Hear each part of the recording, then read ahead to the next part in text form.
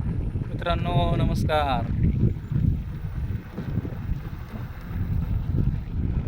हे बघू शकता आज इलेक्ट्रिक बाईक, आपण जो मागचा व्हिडिओ काढला होता की इलेक्ट्रिक बाईक घ्यायची आपल्याला आपल्या पार्सलच्या कामासाठी, तर आज बघा मित्रांनो मी ती बाईक घेतलेली आहे.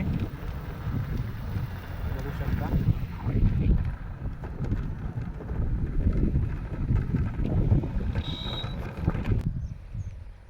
बघू शकता मित्रांनो आपली बाईक ई बाईक इलेक्ट्रॉनिक म्हणजे इलेक्ट्रिकल बाईक.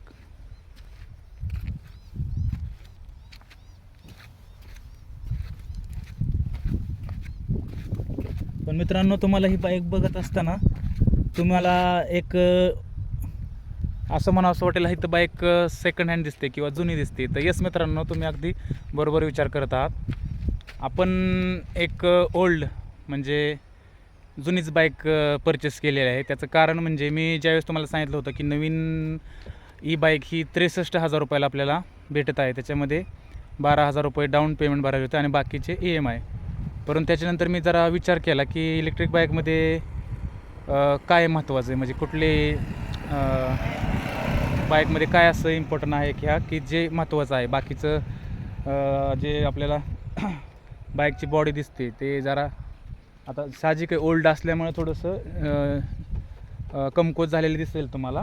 परंतु मी जास्त विचार न करता एका गोष्टीचं महत्त्व दिलं की आपल्याला ही बाईक लोकल कामासाठी पार्सल वाटण्यासाठी पाहिजे.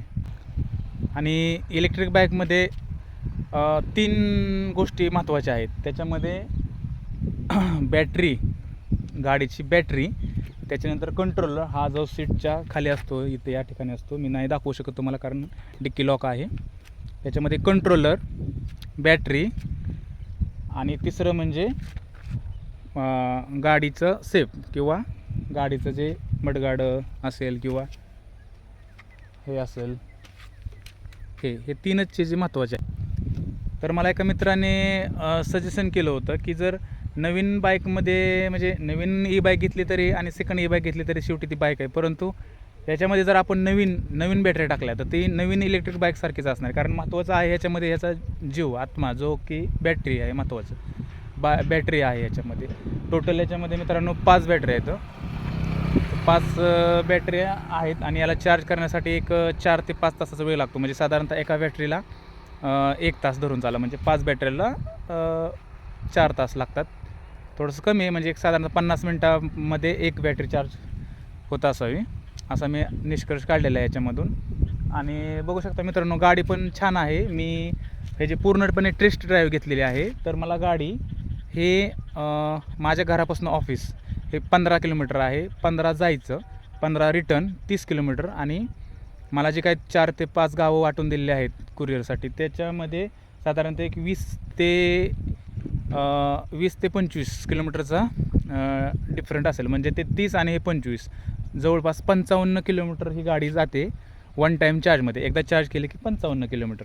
त्याच्यामुळे मित्रांनो ही मी आधी गाडी पाहिली, मित्राकडून घेतली आणि ट्रायलला नेली आणि नंतरच मी ह्याला येस म्हणून ॲक्सेप्टेड करून ह्याचा काय असेल ते पैसे पेमेंट करून माझ्या ताब्यात गाडी आज घेतलेली आहे. तर मित्रांनो तुम्हाला कसं वाटली ही गाडी? कारण काय आहे महत्त्वाचं, ही बाईकमध्ये काहीच महत्त्वाचं नाही आहे. आपल्याला ब्रेक महत्त्वाचा आहे, जो की पाहिजेच असतो कुठलीही बाईक असो तरी. आणि महत्त्वाचं जे याच्यामध्ये पेट्रोल नसेल तर बाईक चालू शकत नाही. तसं या बाईकमध्येसुद्धा बॅटरी नसेल तर बाईक काहीच कामाची नाही. आणि आपल्या बॅटरी जे आहे ते 5 बॅटरी नवीन आणि वॉरंटीसहित घेतलेल्या, म्हणजे वर्षात जर बॅटरीला काय झाला प्रॉब्लेम, डिस्चार्ज व्हायला लागले किंवा लवकर चार्ज न होणे वगैरे इतर काही गोष्टी झाल्या तशा, तर आपल्याला बॅटरी शोरूममध्ये जाऊन आपण ते बॅटरी रिप्लेस म्हणजे बॅटरीला बॅटरी दुसरी मिळू शकते. तर मित्रांनो आजचा हा व्हिडिओ होता. तर अशा पद्धतीने मी आज बाईक परचेस केलेली आहे आणि उद्यापासून आपण याच्यावरती वर्क करणार आहोत. आणि जो माझं 110 ते 120पर्यंत जो पेट्रोल जे जात होते रोजचं ते उद्यापासून किंवा आत्तापासून बचत व्हायला सुरुवात होणार आहे. आणि मित्रांनो एक रिक्वेस्ट होती की थोडंसं सबस्क्रायबर आणि लाईक्स थोडेसे कमी झालेत आपले, वाढा नाही. तर त्याचं कारण मला माहीत नाही, पण मी एकच सांगू शकतो तुम्हाला की जसं आपण इतर राज्यांच्या म्हणजे महाराष्ट्राबाहेरच्या राज्यांमध्ये आपण जसं रील्स पाहत बसतो मोबाईलमध्ये, स्वाईप करत राहतो सारखं बरोबर, तर मराठी म्हणजे महाराष्ट्रीयन किंवा मराठी मुलगा किंवा एखाद्या मराठी लँग्वेजमध्ये जर कोण काय सांगत असेल तर तुम्ही ते नक्की पहा, कारण तो तुमच्या जवळपासचाच एक रहिवासी असू शकतो. कारण महाराष्ट्रीयन आहे मी, पण मराठी एक यूट्यूबर आहे. तर थोडंसं माझी इच्छा होती की तुम्ही मला सपोर्ट करावं आणि जास्तीत जास्त माझे फॉलोअर्स आणि सबस्क्रायबर वाढवून देण्यासाठी तुम्ही माझं हा जे चॅनल पाहता हे तुम्ही जास्त लोकांपर्यंत पोहोचवावं. कारण मला तर मनापासून वाटतं की मी महाराष्ट्रात राहतो, मी मराठी आहे.